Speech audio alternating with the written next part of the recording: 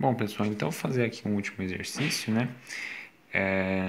Agora olhando aqui para o contexto de raiz unitária, exercício 6 aqui, que fala o seguinte: considere o seguinte o resultado da seguinte expressão.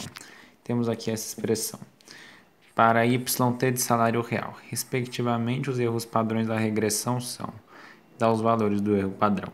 O R quadrado da regressão é 0,85, critério de informação é de A e C, a CAIC de menos 5,1. A tabela, o valor tabelado, né, o valor crítico é menos 2,58 a 10%. Primeira pergunta, pessoal. Essa regressão está relacionada a qual teste? Explique rapidamente o motivo. Bom, se vocês estiverem na prova e o professor perguntar isso, a gente tem que ter noção do seguinte: como olhar qual é qual teste? Bom, a maior pista que a gente tem é a equação que está apresentada aqui no enunciado, né? Então vamos olhar aqui a resposta.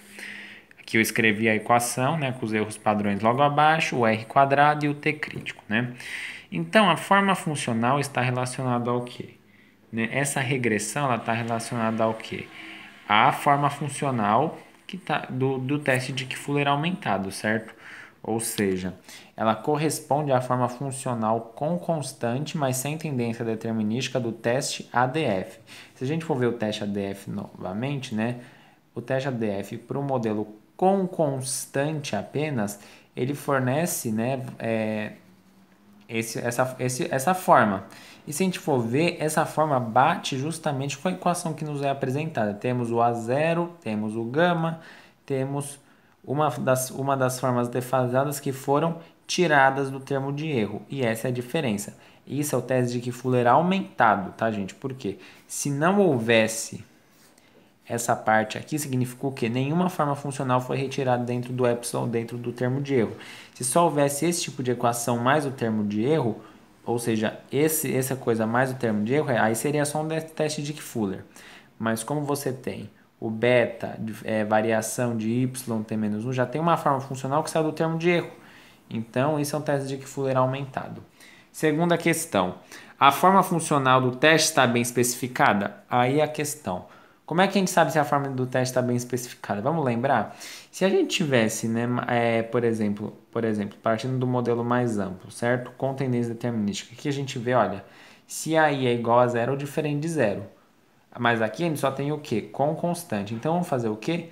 Um teste para ver se a zero é igual a zero ou se a zero é diferente de zero. A gente vai fazer um teste T normal. Então, o que a gente vai fazer? Vamos pegar o valor que está dado aqui na equação de A0, menos zero, que é o valor que ele assume na hipótese nula, dividido pelo erro padrão desse mesmo valor. E vai dar o quê? Vai dar 2,1631. Aqui, gente, ó, a gente tem que não é para usar esse valor do T crítico, tá? O valor do T crítico, quando o professor der, é o valor do T crítico do teste Dickey-Fuller, conforme tabelado por Dickey-Fuller. Aqui, como é um teste T normal, não é um teste que busca identificar a raiz unitária, como nós vamos fazer aqui abaixo, o que vai ser? A gente simplesmente vai ver, fazer aquela regrinha de bolso. É maior ou é menor do que 2? É maior do que 2. Então, quer dizer, pertence à região crítica, rejeita os H0 e a forma funcional é adequada.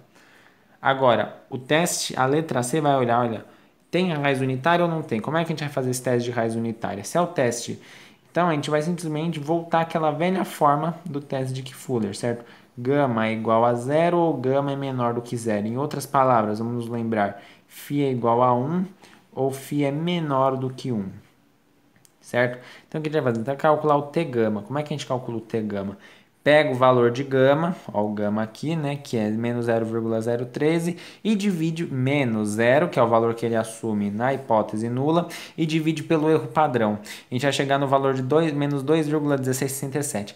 Aqui sim, nós vamos usar o valor do T crítico. Aqui, ó, construir a região crítica, certo? Quem, né, quiser exprimir assim também, ó, a região crítica, ela vai o quê? Ela vai até o menos infinito e começa em menos 2,58.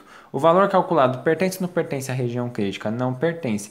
Como o valor de T gama não pertence à região crítica, eu não rejeito a hipótese nula. Se eu não rejeito a hipótese nula é porque possui raiz unitária. É isso.